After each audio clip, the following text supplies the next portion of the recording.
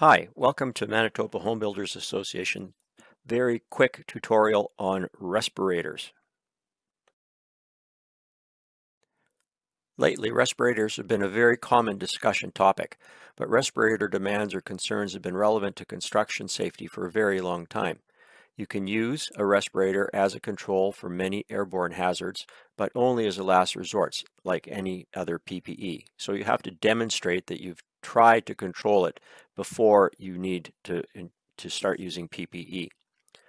Common hazards that you can protect with a respirator are respirable crystalline silica or RCS, asbestos, biological hazards like viruses, toxic fumes, and vapors. Briefly, what is respirable crystalline silica or RCS? Well, RCS is in almost everything and it's everywhere. Concrete, drywall, other building materials, even ceiling tiles. Like asbestos, the particles are tiny or respirable. So that means that it's so small that it races past your body's own filter system and impacts all the gas exchange tissues in your lungs. And this is where all the serious damage occurs.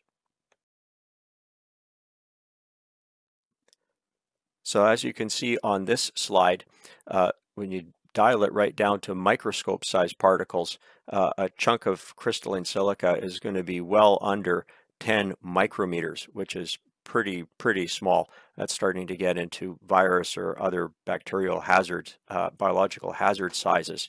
It's very hard to protect from, which is probably why you don't cough when you're inhaling a lot of drywall dust, because it doesn't get caught in your throat. It just races right down to the bottom of your lungs.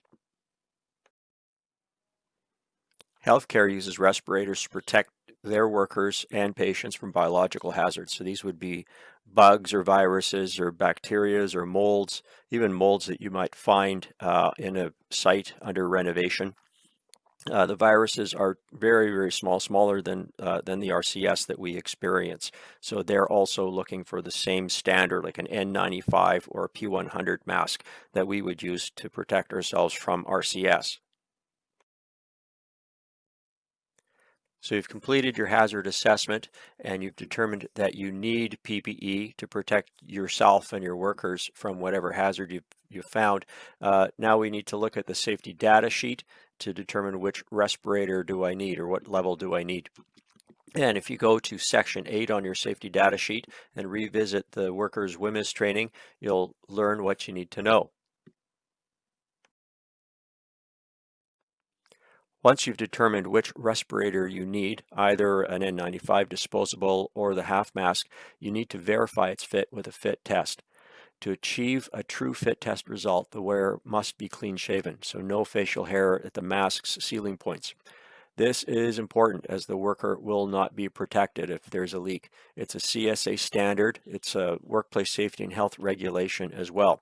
So if we have workers running around with respirators over top of large beards, that will probably result in an improvement order. Beards are not filters. Beards will cause a fit test to fail, which means that there's no protection for the worker with that beard and the attempted respirator use. They push the seal way off the face and result in a lot of dirt and dust and small particles flying through. If an inspector is doing a good job of inspecting and they see a bunch of bearded workers wearing respirators, then that may be a great opportunity to issue an improvement order.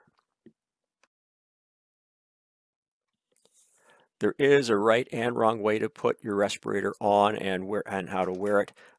In this link below on this slide here, go to 3M's site and you can see how to properly put on a 3M 8511. This is a very common mask that I'm sure everyone will recognize right away.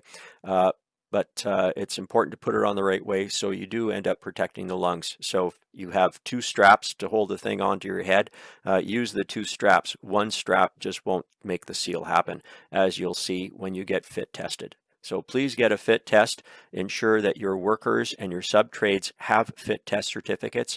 If you have a problem trying to arrange for this, you can probably get hold of CSAM and they will direct you to the right vendor for that.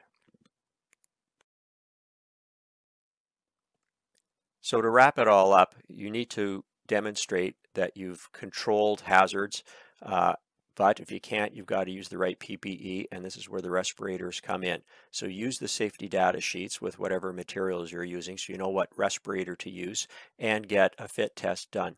You can also use the fit test certificate as proof of training in the use of PPE on your core audit. Bonus points for that.